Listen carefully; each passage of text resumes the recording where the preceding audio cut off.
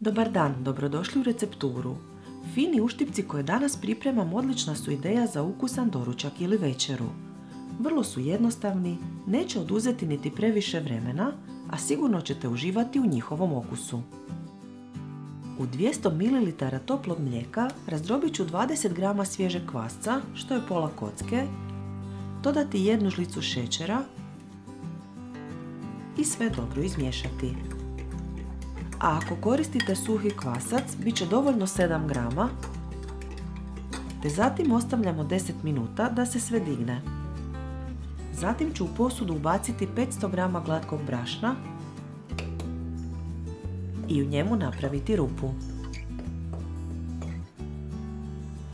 Nakon toga dodajemo sve preostale sastojke. Dignuti kvasac, 100 ml tople vode, 2 jaja,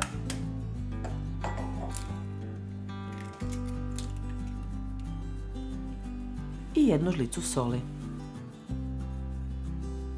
S kuhačom ću ručno umjestiti glatko tijesto. Možete koristiti i mikser s nastavcima za tijesto.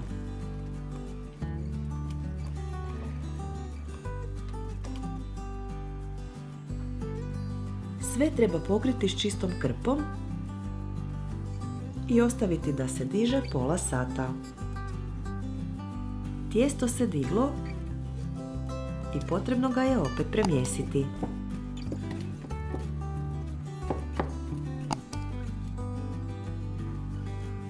U veću posudu na štednjak usipamo oko litru ulja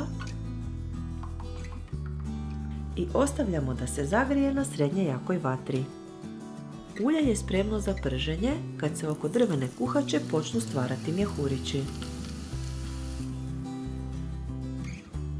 2 žlice kojima ćemo uzimati tijesto prvo treba umočiti u ulje. Na taj će način tijesto lakše skliznuti sa žlice u ulje. Uzet ću punu žlicu tijesta i ispustiti ga pomoću druge žlice. Uštipci se prže do zlatno žute boje, a okrenite ih kako bi se ravnomjerno ispržili sa svih strana.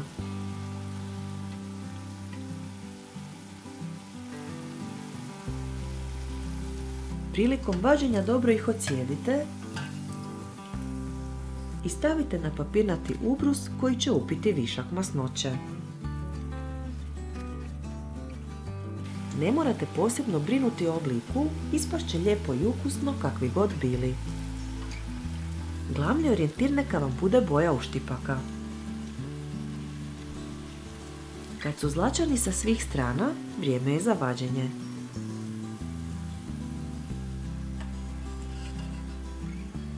Ove uštipke najbolje je poslužiti dok su još topli, a bit će posebno fini sa sirom ili ajvarom. Ako vam se dopao ovaj video, dajte nam like i ostavite komentar, te ne zaboravite zapratiti naš kanal i stisnuti zvonce kako bi dobili obavijesti o novim receptima. Sve naše recepte možete naći i na web stranici receptura.com. Bye!